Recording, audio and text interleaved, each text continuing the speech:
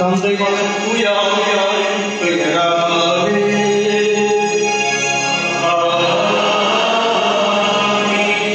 ஆண்டவராகிய இயேசு கிறிஸ்துவின் அருளும் கருணையும் தூய ஆவியாரின் நட்புறவும் தோழமையும் உடனிருக்கும் உங்கள் அனைவரோடும் இருப்பதாக.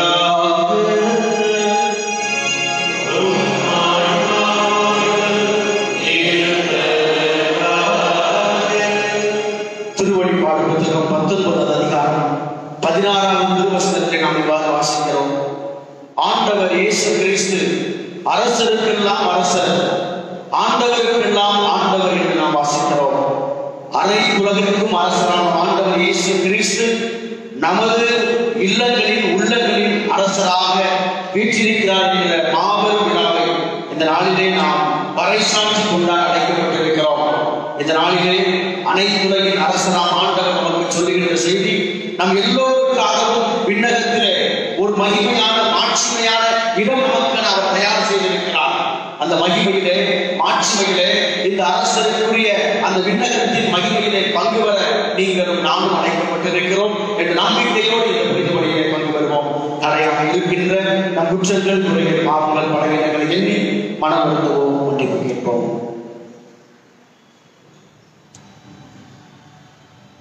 எல்லாம் வல்ல இறைவனிடமும் சகோதர சகோதரிகளிடமும் நான்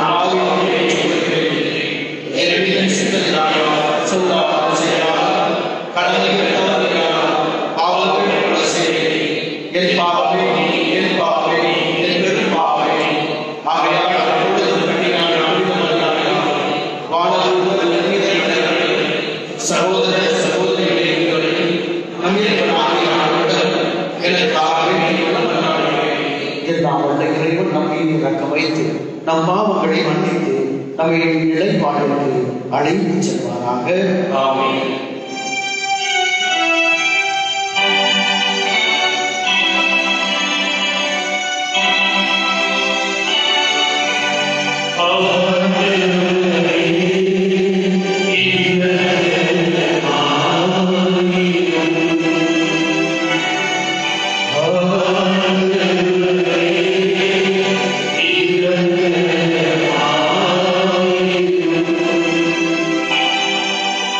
Yeah.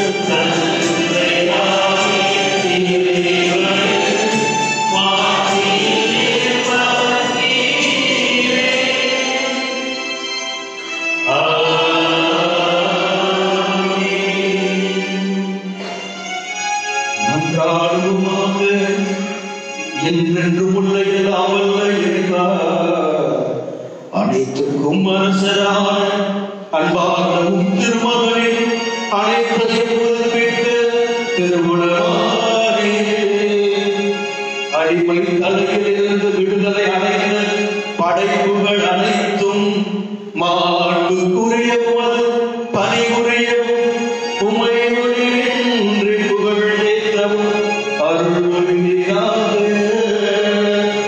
உம்மோடு தூய ஆவியார் ஒன்றுகள் இறைவனாய் என்றென்றும் வாழ்ந்து ஆட்சி செய்கின்ற எங்கள் ஆண்டவரும் உம் திருமகனுமான இயேசு கிறிஸ்து வழியாக உம்மை மன்றாடுகின்றோம்.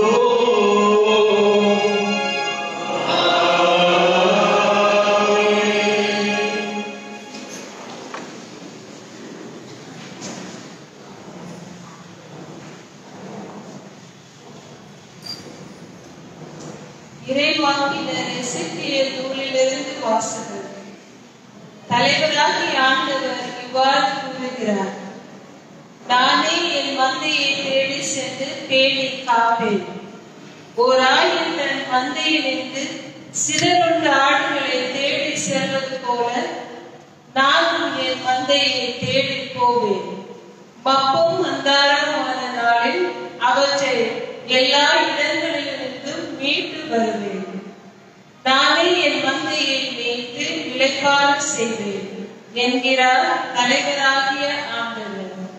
காணாமல் போனதை தேடுவேன், அலைந்து திரும்பதை திரும்பி கொண்டு வருவேன். காயப்பட்டதற்கு கட்டு போடுவேன், நலிந்தவற்றை திடப்படுத்துவேன். ஆனால் கொழுத்ததையும் வலிமை உள்ளதையும் அழிப்பேன். இவ்வாறு நீதியுடன் அவற்றை மேய்ப்பேன். எனவே தலைவராகிய ஆண்டவர் இவ்வாறு கூறுகிறார்: உன்னை பொறுத்தவரை என் மந்தையை நான் ஆட்டுக்கும் இடையேயும் ஆட்டு கிடாய்களுக்கும் வெள்ளாட்டு கிடாய்களுக்கு இடையேயும் நீதி வழங்குவேன். இது ஆண்டவர் வழங்கும் அருள்வாக்கு.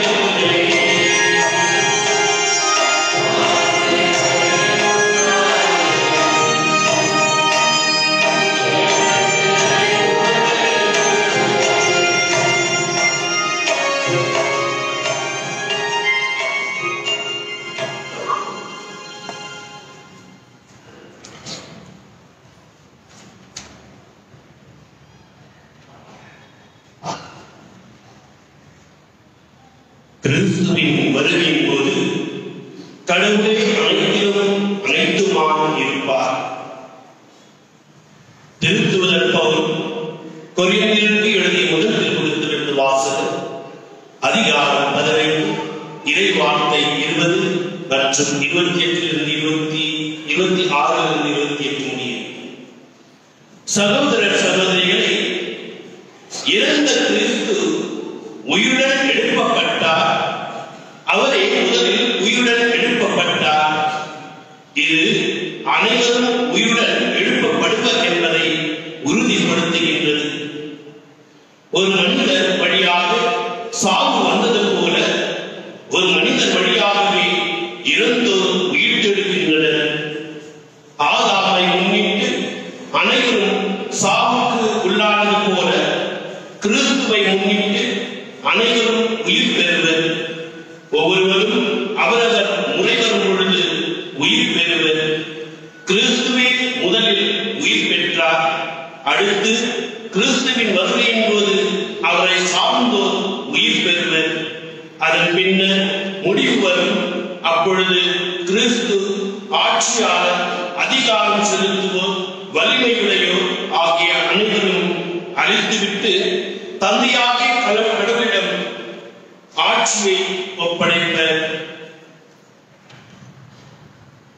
எல்லா பகைவரையும் அடிபணிய வைக்கும் வரை அவர் ஆட்சி செய்ததாக வேண்டும். சாமி கடைசி பகைவர். அதுவும் அழிக்கப்படும் அனைத்துமே மகனுக்கு அடிபணியும் பொழுது தமக்கு அனைத்தும் அடிபணிய செய்த கடவுளுக்கு மகனும் அடிபணிவார். அப்பொழுது கடவுளே அனைத்திலும் அனைத்துமாக இருப்பார். ஆண்டவரின் அருள்வாக்கு அனைவரும் செல்வோம்.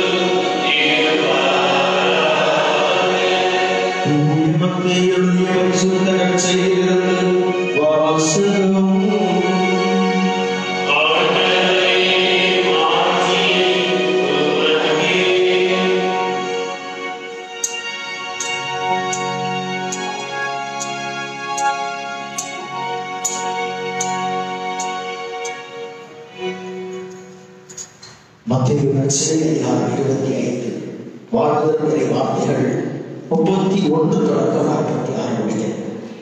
அக்காலத்தில் இயேசு தம் சீடர்களை நோக்கி கூறியது, வானதுள்ள அனைவரும் உரை சூழ மானிட மகன் ஆட்சியுடன் வரும்போது தம் ஆட்சி மீது அறிவை எல்லா மக்களிடத்தாரும் அவர் முன்னிலையில் ஒன்று கூட்டப்படுவர். ஒரு 1000 செம்மறி ஆடுகளையும் வெள்ளாடுகளையும் வெவ்வேறாக பிரித்து செம்மறி ஆடுகளை வடப்பக்கத்திலும் வெள்ளாடுகளை இடப்பக்கத்திலும் நிறுத்துவது போல் அம்மக்களை அவர் வெவ்வேறாக பிரித்து நிறுத்துவார். பின்பு அரியணையை வீற்றிருக்கும் அரசர் தம் வடப்பக்கத்தில் உள்ளவரை பார்த்து, என் தந்தையிடமிருந்து ஆட்சி பெற்றவர்களை வாருங்கள், உலகம் தோன்றிய முதல் உங்களுக்காக ஏற்பாடு செய்யப்பட்டிருக்கும் ஆட்சியை உரிமை பெறாக பெற்றுக் கொள்ளுங்கள். ஏனெனில் நான் பசியாயிருந்தேன், நீங்கள் உணவு கொடுத்தீர்கள், தாகமாயிருந்தேன், என் தாகத்தை தணித்தீர்கள், அந்நியனாக இருந்தேன், என்னை ஏற்றுக்கொண்டீர்கள், நான் ஆடையின்றி இருந்தேன், நீங்கள் எனக்கு ஆடை அணிவித்தீர்கள், நோயுற்றிருந்தேன், என்னை கவனித்துக் கொண்டீர்கள், சிறையில் இருந்தேன், என்னை தேடி வந்தீர்கள் என்பார். அதற்கு நேர்மையாளர்கள், ஆண்டவரே, எப்பொழுது உம்மை பசியுள்ளவராக கண்டு உணவளித்தோம், அல்லது தாகம் உள்ளவராக கண்டு உமது தாகத்தை தணித்தோம், எப்பொழுது உம்மை அந்நியராக கண்டு ஏற்றுக்கொண்டோம், அல்லது ஆடை இல்லாதவராக கண்டு ஆடை அணிவித்தோம், எப்பொழுது நோயுற்றவராக அல்லது சிறையில் இருக்க கண்டு உம்மை தேடி வந்தோம் என்று கேட்பார்கள். அதற்கு அரசர், மிக சிறியோராகிய என் சகோதர சகோதரிகள் ஒருவருக்கு நீங்கள் செய்ததை எல்லாம் எனக்கே செய்தீர்கள் என உறுதியாக உங்களுக்கு சொல்கிறேன் என பதிலளிப்பார். பின்பு இடப்பக்கத்தில் உள்ளவரை பார்த்து, சபிக்கப்பட்டவர்களே, என்னிடமிருந்து அகன்று போங்கள், அழகிற்கும் அதன் தூதருக்கும் ஏற்பாடு செய்யப்பட்டிருக்கிற என்றும் அணையாத நெருப்புக்குள் செல்லுங்கள். ஏனெனில் நான் பசியாயிருந்தேன், நீங்கள் எனக்கு உணவு கொடுக்கவில்லை, தாகமாயிருந்தேன், என் தாகத்தை தணிக்கவில்லை, நான் அந்நியனாக இருந்தேன், நீங்கள் என்னை ஏற்றுக்கொள்ளவில்லை, ஆடையின்றி இருந்தேன், நீங்கள் எனக்கு உணவு ஆடை அணிவிக்கவில்லை, நோயிற்றிருந்தேன், சிறையில் இருந்தேன், என்னை கவனித்துக் கொள்ளவில்லை என்பார். அதற்கு அவர்கள், ஆண்டவரை, எப்பொழுது நீர் பசியாகவோ தாகமாகவோ அந்நியராகவோ ஆடையின்றியோ நோயிற்றோ சிறையிலோ இருக்க கண்டு உமக்கு தொண்டு செய்யாதிருந்தோம் என்று கேட்பார்கள். அப்பொழுது அவர், மிகச் சிறியோராகிய இவர்களுள் ஒருவருக்கு நீங்கள் எதையெல்லாம் செய்யவில்லையோ அதை எனக்கும் செய்யவில்லை என உறுதியாக உங்களுக்கு சொல்கிறேன் என பதிலளிப்பார். இவர்கள் முடிவில்லா கண்டனை அடையவும் நேர்மையாளர்கள் நிலை வாழ்வு பெறவும் செல்வார்கள் என்றார். ஆண்டவரின் அருள்வாக்கு.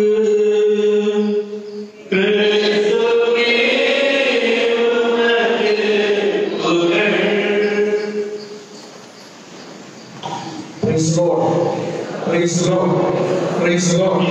Praise the Lord. Praise the Lord. Praise the Lord. அரியே வாழ்க, அரியே வாழ்க. கிறிஸ்தியஸுக்கு சகோதர சகோதரிகளே, ஆண்டவர் இயேசு கிறிஸ்து அனைத்துலகின் அரசர் என்ற பெருவிழாவை நாளிலே நாம் கொண்டாடி மகிழ்ந்து கொண்டிருக்கிறோம். உலகம் அனைத்தையும் படைத்து பாதுகாத்து பராமரித்து வழிநடத்தி ஆசீர்வதித்து ஆளும் அரசருக்கெல்லாம் அரசராம் பேரரசராம் ஆண்டவர் இயேசு கிறிஸ்துவினுடைய இந்த பெருவிழா நமக்கு கொடுக்கின்ற நம்பிக்கை செய்தி ஒன்றுதான். இந்த அரசருடைய இவருடைய ஆட்சி உரிமையில நாம் ஒவ்வொருவரும்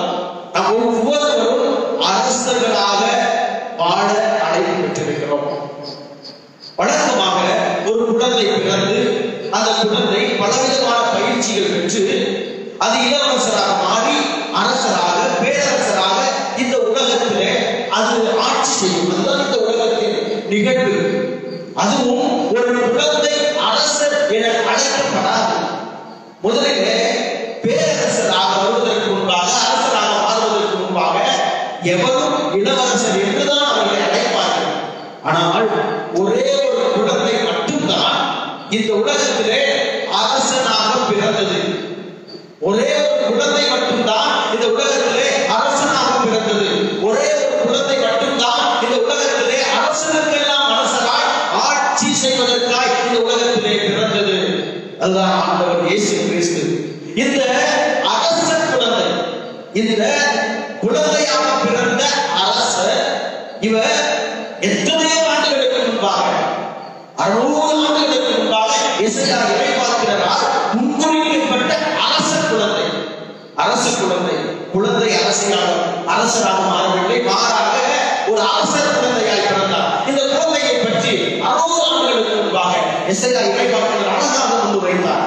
எசையா புத்தகத்திலே 9ஆம் அதிகாரம் 6 முதல் 7 வசனங்களிலே நாம் இவ்வாறு வாசிக்கிறோம். ஒரு குழந்தை நமக்கு பிறந்துள்ளது, ஒரு ஆண் மகன் நமக்கு தரப்பட்டுள்ளது. யார் இந்த குழந்தை, யார் இந்த ஆண் மகன் என்று அவர் அழகாக சுட்டி காட்டுகிறார். ஆட்சி பொறுப்பு அவர் மேல் இருக்கும். ஒரு குழந்தைக்கும் ஆட்சிக்கும் சம்பந்தமில்லை. எந்த ஒரு அரசரும் எந்த ஒரு மக்களும் தங்களது நாட்டை ஆள்வதற்கு ஒரு குழந்தையிடம் ஒப்படைக்க மாட்டார்கள், அதுவும் பிறந்த குழந்தையிடம் ஒப்படைக்க மாட்டார்கள். ஆனால் இங்கு ஒரு குழந்தை ஆட்சி பொறுப்போடும் அரசாட்சியோடும் எல்லா ஆட்சியுரிமையோடும் கொடுக்கப்பட்டிருக்கிறது, பிறந்திருக்கிறது. அவரது திருப்பெயரோ வியத்தகு ஆலோசகர், என்றுமுள்ள இறைவன், வலிமை மிகு அரசர், அமைதியின் அரசர் என்று அழைக்கப்படுவார். ஆக ஒரு குழந்தை ஒரு அரசர் குழந்தையாய் பிறப்பது முன்னறிவிக்கப்பட்டது. அரசர் எப்படியோ குடிகளும் அப்படியே, அதாவது மக்களும் அப்படியே என்று சொல்வார்கள். அப்படி என்றால் இந்த குழந்தையை போடுதான், இந்த அரசர் குழந்தையை போடுதான் அவருடைய ஆட்சி இருக்கும். எப்படிப்பட்ட ஆட்சி என்று தொடர்ந்து அவர் 7வது வசனத்திலே விவரிப்பார். இந்த குழந்தை, இந்த அரசர் குழந்தையுடைய ஆட்சியிலே அமைதி நிலவும், முடிவில்லாத இந்த ஆட்சிக்கு தாவீதின் அரியணையிலே என்றென்றும் நிலைத்திருக்கிற அரசராக இருப்பார். நீதி நேர்மையோடு ஆட்சி செய்வார். அவரது ஆட்சி என்றென்றைக்கும் முடிவுறாத ஆட்சியாக இருக்கும் என்று சொல்லுவார். இன்றைய நற்செய்தி மட்டும்தான் ஆண்டவர் இயேசு கிறிஸ்து தன்னை அரசராக வெளிப்படுத்துவார். மற்ற இடங்களிலே அவர் தன்னை அரசராக வெளிப்படுத்தி பேச மாட்டார். மானிட மகன் என்று சொல்லுவார், இறைவனுடைய மகன் என்று சொல்லுவார். ஆனால் அரசர் என்று அவர் தன்னை எப்பொழுதும் அவர் குறிப்பிடுவதில்லை. ஆனால் இன்றைய நற்செய்தி ஒரு இடத்தில் மட்டும்தான் இயேசு கிறிஸ்து தன்னை அரசராக வெளிப்படுத்துகிறார். மத்தேயு நற்செய்தி 25:31 திருவசனத்திலே இது நாம் வாசிக்க கேட்டோம். மானிட மகன் மாட்சியுடன் வரும் பொழுது அவர் தமது மாட்சி மீது அரியணையில் வீற்றிருப்பார் என்றால், இந்த அரசர் தனது அரியணையிலே, இந்த அரசர் தனது மாட்சியிலே வீற்றிருப்பார். உலக அரசர்களுக்கு அவர்கள் எவ்வாறு அரசராவார்கள்? அவர்களுக்கு அரியணை கொடுக்கப்படும், அவர்கள் அரசராக தேர்ந்தெடுக்கப்படுவார்கள், அவர்களுக்கு முடி மற்றவரால் சூட்டப்படும், அவர்களுக்கு மற்றவரால் ஆட்சியுரிமை அதிகாரம் அளிக்கப்படும். ஆனால் இந்த அரசருக்கு அப்படி அல்ல. அவருக்கு இந்த ஆட்சி உரிமையோ, அவருக்கு இந்த அதிகாரமோ, அவருக்கு இந்த மணிமுடியோ அரியணை எவரும் கொடுத்ததல்ல. இது எல்லாம் அவருக்குரியது. அதுதான் இயேசு கிறிஸ்து என்ற அரசருக்குள்ள வித்தியாசம். இது எல்லாம் அவருக்குரியது, பிறர் கொடுத்ததல்ல. நம் ஆண்டவர் ஆட்சி உரிமையும் கிரீடமும் எல்லாம் அவருக்குரியது, அந்த அரசருக்குரியது. எனவே உலகம் அனைத்தையும் அன்பினாலும் அமைதியினாலும் ஆட்சி செய்கின்ற இந்த அரசர் வித்தியாசமான அரசர். ஆங்கிலத்திலே paradoxical kingdom என்று சொல்வார்கள். அதாவது the kingdom of God is the reverse of the kingdom of this world. இந்த உலக அரசுகளுக்கு நேர் எதிரான கிறிஸ்துவின் அரசாட்சி. அவர் அரசுரிமையே வித்தியாசமானது. அவரது அரியணை சிலுவை, அவரது கிரீடம் முள்முடி, அவரது செங்கோல் அவர் கையிலே பிடித்திருந்த நாமம், அவருடைய அரசர் உடை எது தெரியுமா? சிலுவையிலே நிர்மாணமாக்கப்பட்டார்.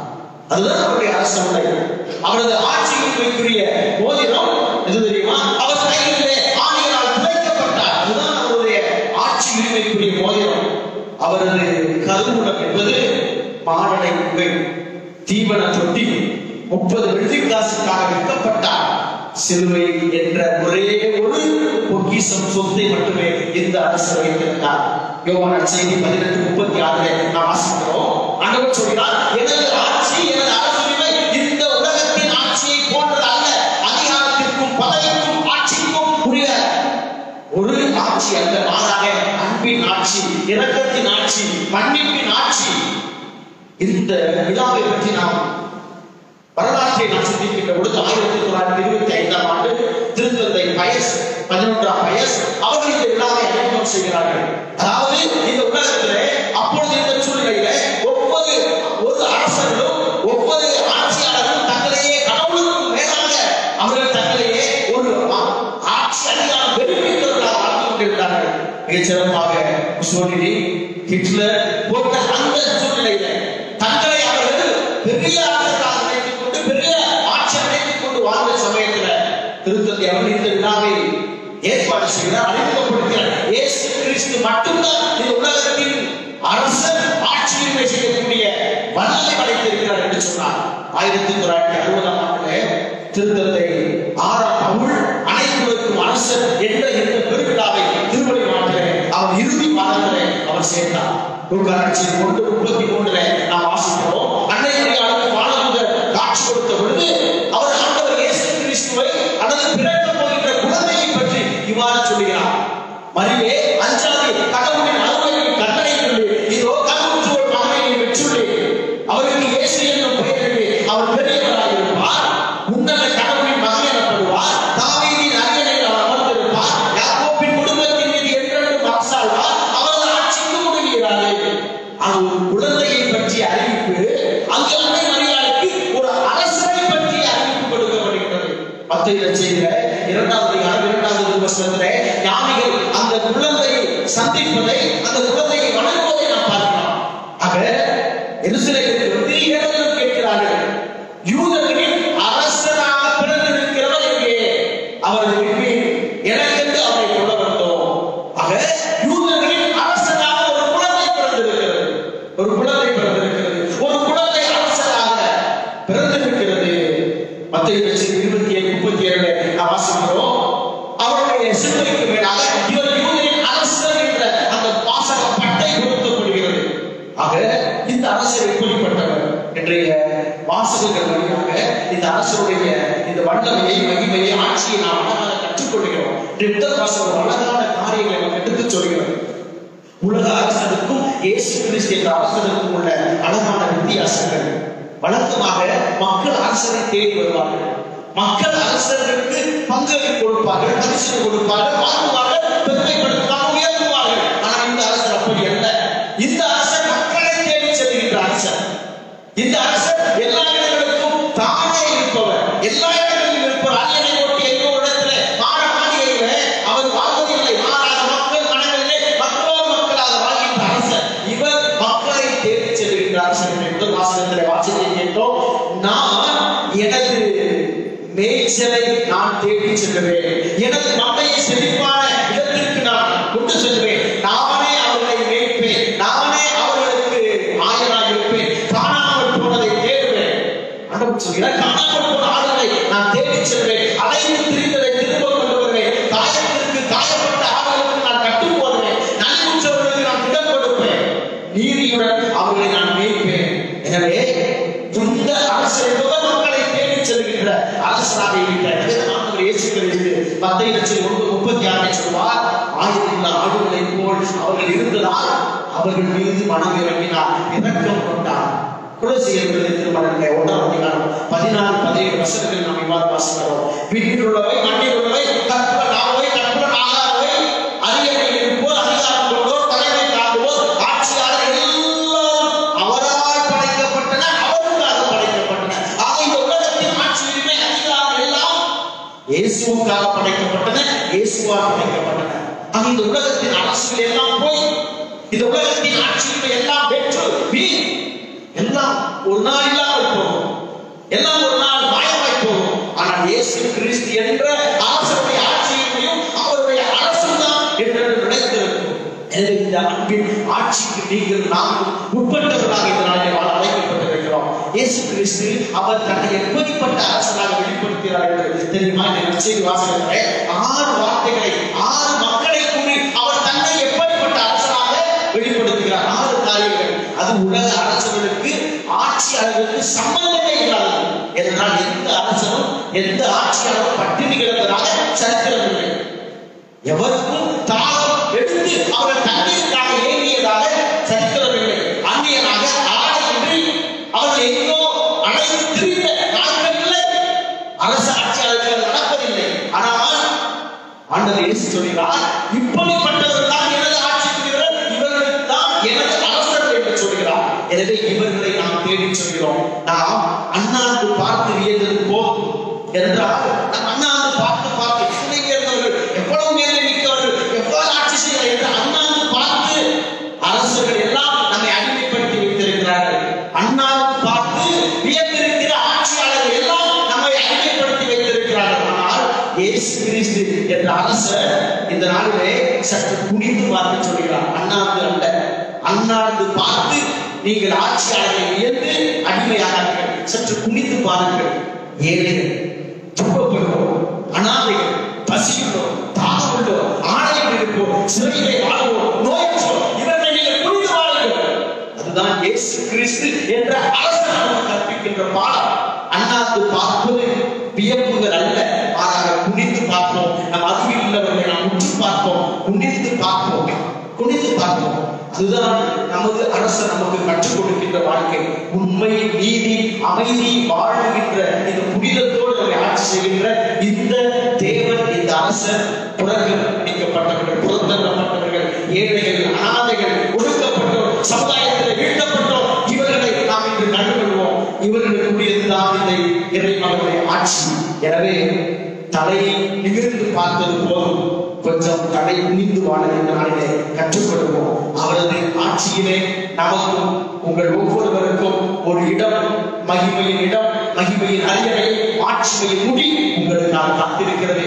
நமது இடம் விண்ணகத்திலே நிச்சயம் என்ற வாக்குறுதியை தருகின்ற இந்த அரசராம், பேரரசராம் ஆண்டவர் இயேசு கிறிஸ்து உங்கள் இல்லங்களிலே, உள்ளங்களிலே அமைதியும் மகிழ்ச்சியும் நிறைவையும் சமாதானத்தையும் சந்தோஷத்தையும் கொண்டு வரட்டும். இறையாளர் அரசு என்றென்றும் நம்மோடு வருகிற ஆமென். எழுந்து நின்று அந்த விசுவாசத்தை அறிவிக்கிறோம்.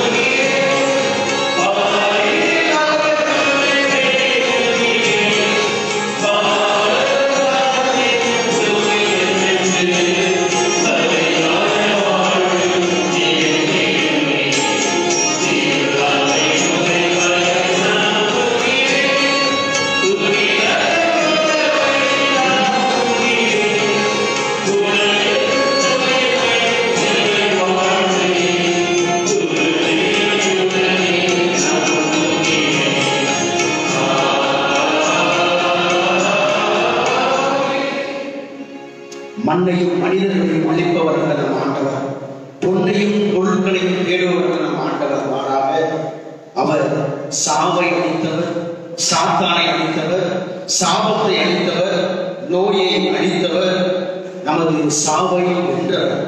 இத்தகைய அரசரிடம் நாம் நமது தேவைகளை நம்பிக்கையோடு எடுத்துச் செல்வோம்.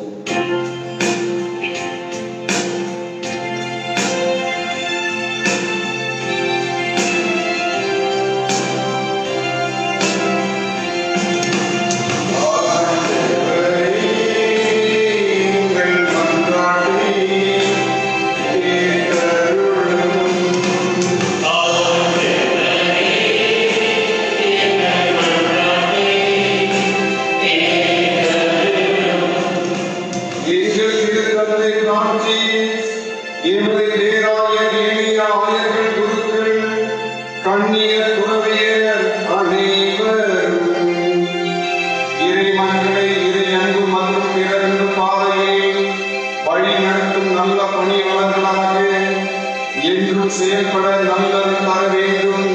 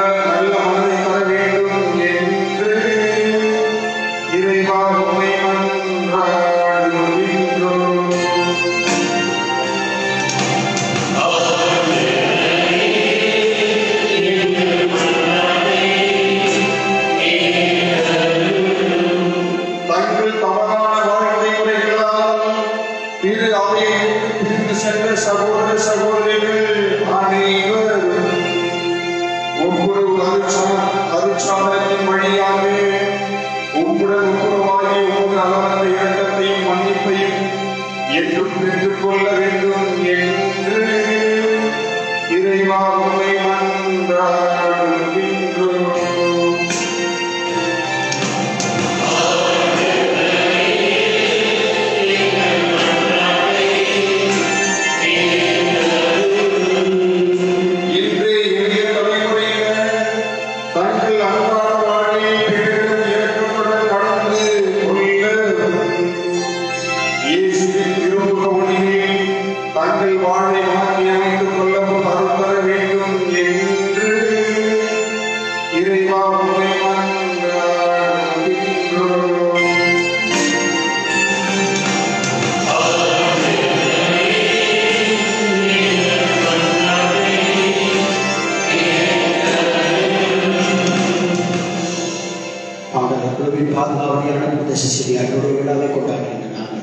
அன்று நாளவரை உலகம் முழுவதும் இந்த பாடகர் பணிகளை இணைந்திருக்கின்ற ஒவ்வொருவரையும் மிகச்சிறப்பாக தரத்திலே இந்த பாடகர் பணியை செய்கின்ற ஒவ்வொரு சகோதர சகோதரிகளையும் நீர் ஆசீர்வதிப்பீராக.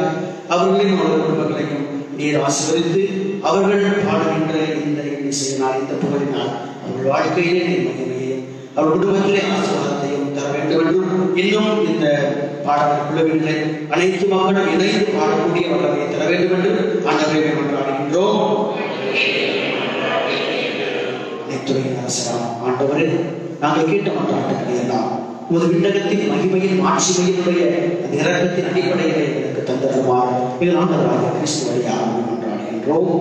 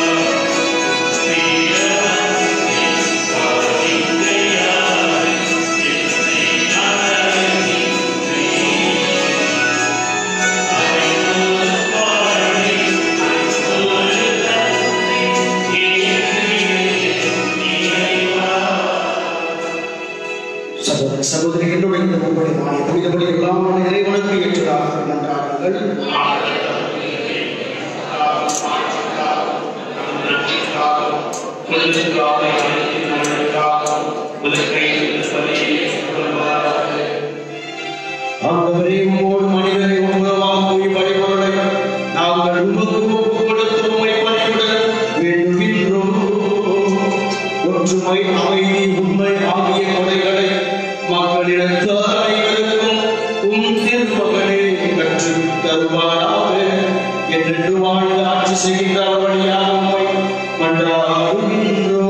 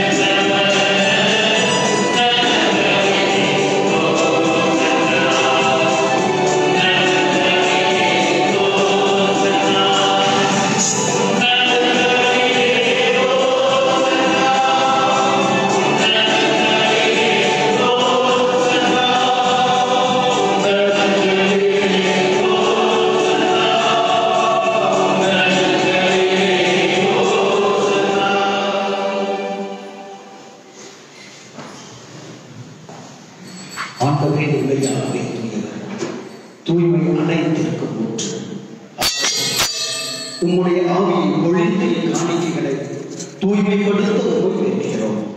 இவ்வாறு எங்கள் ஆண்டவர் இயேசு கிறிஸ்துவின் உடலும் இரத்தமுமாக எங்களுக்கு இவை மாறுவதால் அவர் பாடுபட உடல் கணிந்து தம்மை கையளித்த போது அப்பொழுது எடுத்து நன்மை செலுத்தி அதை விட்டு தம் சீடர்களுக்கு அளித்து அவர் கூறியதார்.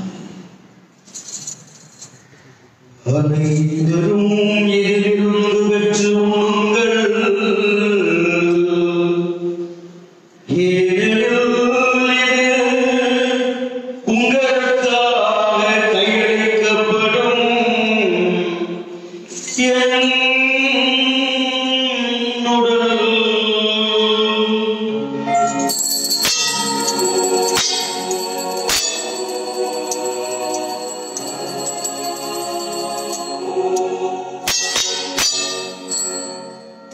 அப்பொழுதுமே இரவிழந்தை அருந்திய பின் கிண்ணத்தையும் எடுத்து மீண்டும் உமக்கு நன்றி கூறி தம் சீடர்களுக்கு அழைத்து அவர் கூறியதாவது: அனைவரும் எதிலிருந்து பெற்று பருங்கள், ஏனெனில் இது புதிய நிலையான உடன்படிக்கைக்கு உரிய என் இரத்தத்தின் கிண்ணம். இது பாவமன்னிப்புக்கென்று உங்களுக்காகவும் பலருக்காகவும் சிந்தப்படும். இதை என் நினைவாக செய்யுங்கள்.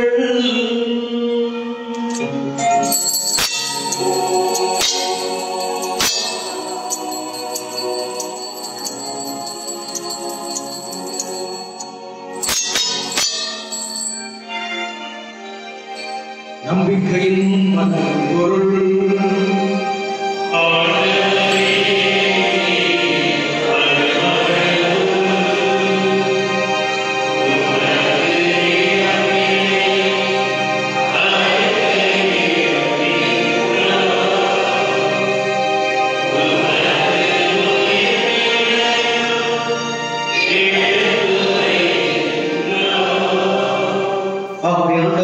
கிறிஸ்துவின் இறப்பினையும் மீட்பனையும் நினைக்கூர்ந்து வாழ்வதும் அப்பத்தையும் மீட்பளிக்கும் கிண்ணத்தையும் ஒப்புக் கொடுக்கின்றோம். உம் திருமுன் நின்று உமக்கு ஊழியர்களின் தகுந்தவென எங்களை ஏற்றுக்கொண்டு உமக்கு நன்றி செலுத்துகின்றோம். மேலும் கிறிஸ்துவின் உடலிலும் ரத்தத்திலும் பங்கு கொள்ளுங்களை தூய ஆவியாரோடு சேர்க்க வேண்டும் என உம்மை தாழ்மையாக கொண்டாடுகின்றோம். ஆண்டவரே, உலகெங்கும் பரவி இருக்கும் உமது திரு அவையை நினைவு கொண்டிருக்கும் எங்கள் திருத்தந்தை பிரான்சிஸ் எங்களாக வீட்டர் எல்லா திறன்களையும் ஆகிய அனைவரோடு உமது திரு அவையில் நிறைவு வரச் செய்கின்றோம். மேலும் நீங்களும் எதிர்நோக்குடன் தீர்வோடும் எங்கள் சகோதரர் சகோதரிகளையும் இறந்தோர் அனைவரையும் இறக்கத்துடன் நினைவோடு உமது திருமுக வழியை ஏற்றுகிறோம். எங்கள் அனைவர் மீது இறக்கமாயும் கடவுளின் கண்டித்தாயும் எங்கள் தாயும் பாதுகாவலையுமான புனித வழியும் அவருடைய கணவரான திருத்தூதர்களை உழைக்கும் உகந்தவராயிருந்த புனிதர்கள் அனைவரும் நாங்கள் நிலைவாழ்வில் பங்கு கொள்ளும் தகுதி பெற்று உம் திருமகன் இயேசு கிறிஸ்து வழியாக உம்மை புகழ்ந்தேத்து மனதோடு உம்மை கொண்டாடுகின்றோம்.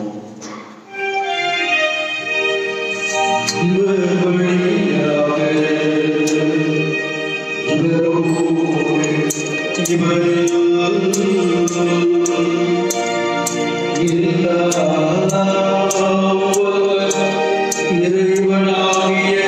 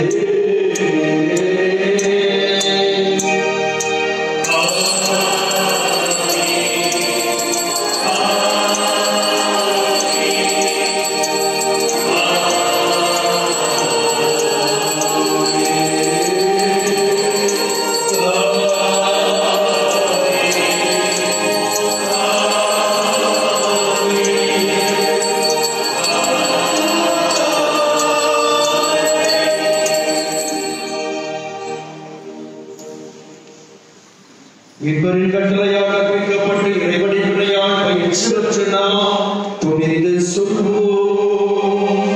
பின்னுடையிடுகின்ற எங்கள் தந்தையே, உமது பெயர் தூயது என போற்றப்பெறுக. உமது ஆட்சி வருக.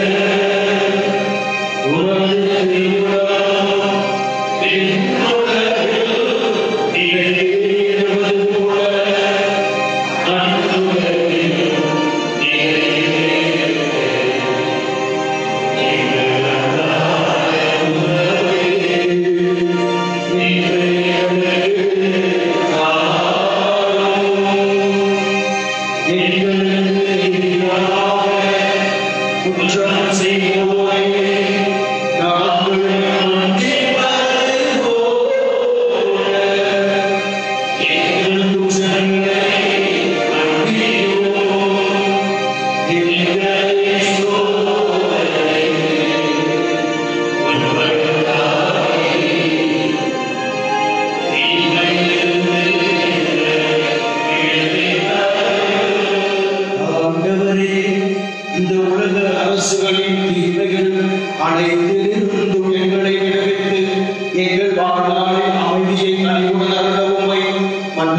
மன்றாடுகின்றோம். உமது இரக்கத்தின் உதவியால் நாங்கள் பாவத்திலிருந்து எப்போதும் விடுதலை பெற்று யாதொரு கலக்கமும் பயமும் அச்சமும் இன்றி நலமாயிருப்போமாக. நாங்கள் எதிர்நோக்கியிருக்கும் பேரின்பத்துக்காகவும் மீட்பராகிய இயேசு கிறிஸ்து வருகைக்காகவும் காத்திருக்கின்றோம்.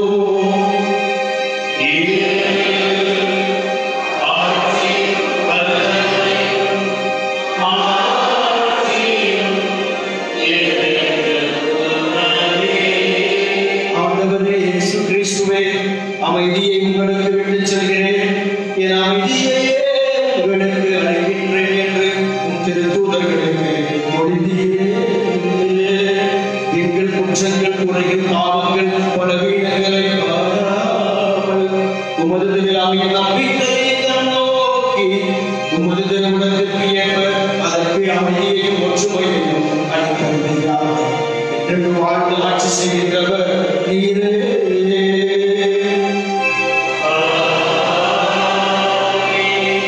ஆண்டவருடைய அமைதி உங்களோடு என்றும் இருப்பதாக.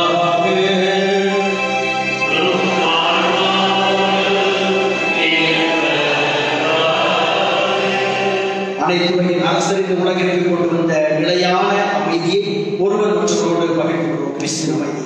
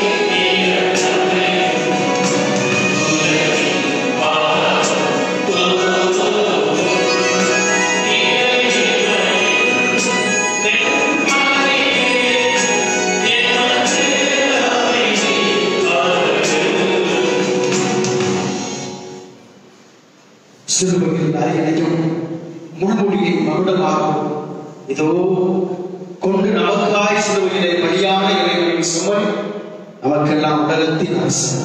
இந்த இறைவனுடைய எதிர்விருந்திற்கு அழைக்கப்பட்டு நாம் அனைவரும் பெயர் பெற்றோம். அந்த விடையிடத்தில் இருந்த நாம் தகுதியற்றோம். வார்த்தை மட்டும் செல்லும்.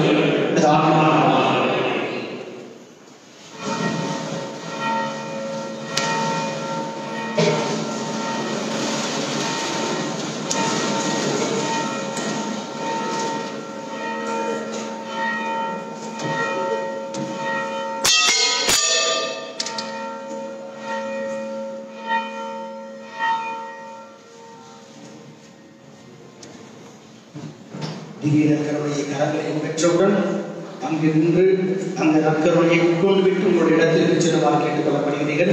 தயவு செய்து யாரும் தெரிய நற்கருணை உங்களுடைய இடங்களுக்கு எடுத்துச் செல்ல வேண்டாம். நற்கருணையை வாங்கியவுடனே உட்கொண்டு செல்லுமாறு போட்டு கேட்டுக் கொள்ளப்படுகிறீர்கள்.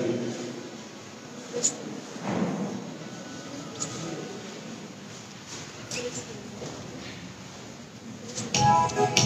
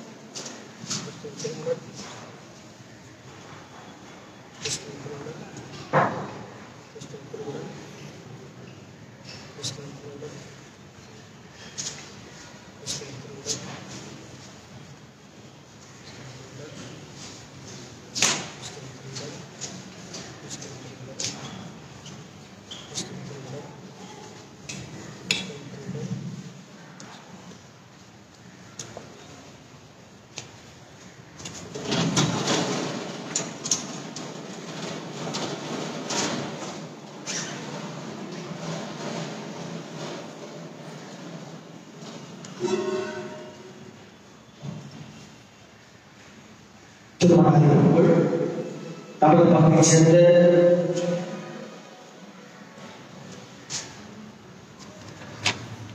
தந்தை வின்சென்ட் ஜோசப், தாய் லிலி வைலட், இவர்களின் மகள் அனஸ்டா வின்சென்ட்டுக்கும் எதிரிய மாவட்டம் தூய சவேரியார் பேராலயத்தைச் சேர்ந்த தந்தை டேனியல், தாய் சுசிலா இவர்களின் மகன் சார்லஸ் சேவியர் சாம்சனுக்கு திருமணம் நடைபெறுகிறது. இந்த திருமணம் இரண்டாவது அறிவிப்பு.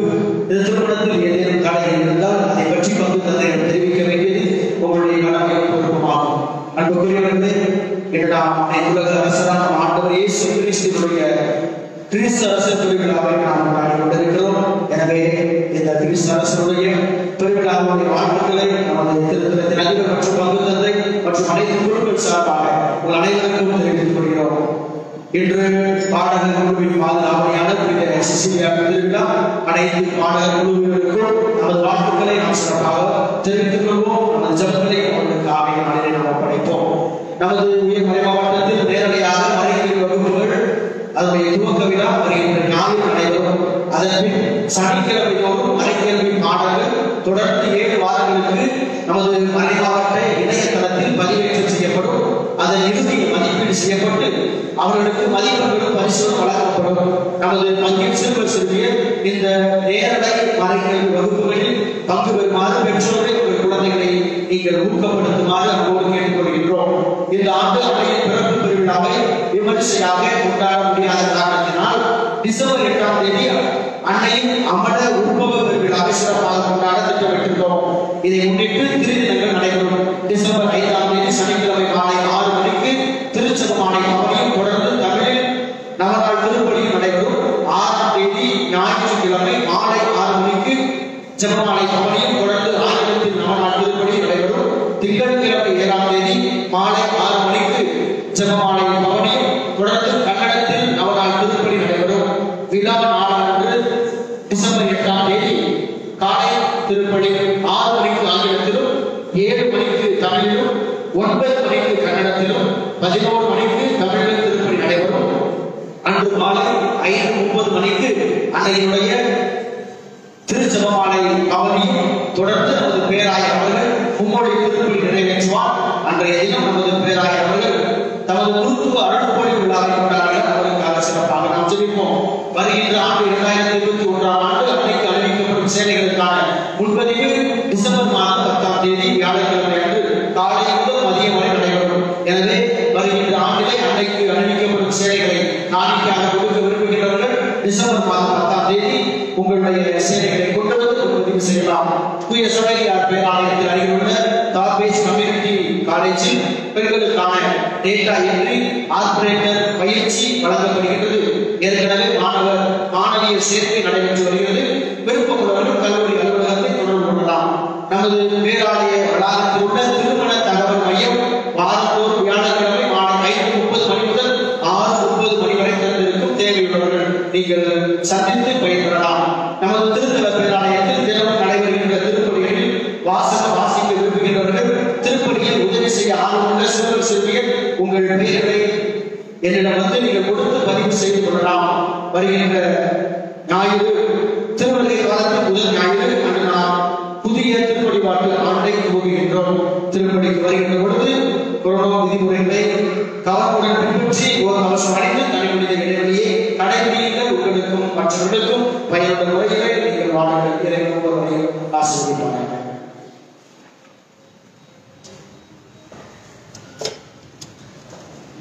நன்றி கூறி மன்றாடுவோமாக. ஆண்டவரே, சாகாவரம் தரும் உணவை உட்கொண்ட நாங்கள் உம்மை வேண்டுகின்றோம். அனைத்திற்கும் அரசராம் கிறிஸ்துவின் கட்டளைகளுக்கு கீழ்ப்படிவதால் பெருமை கொள்ளும் நாங்கள் அவருடைய ஆட்சியில் அவருடைய என்று வாழ ஆற்றல் பெறுவோமாக. என்று வாழ்ந்து ஆட்சி செய்கின்ற அவருடைய ஆளுமை மன்றாடுகின்றோம்.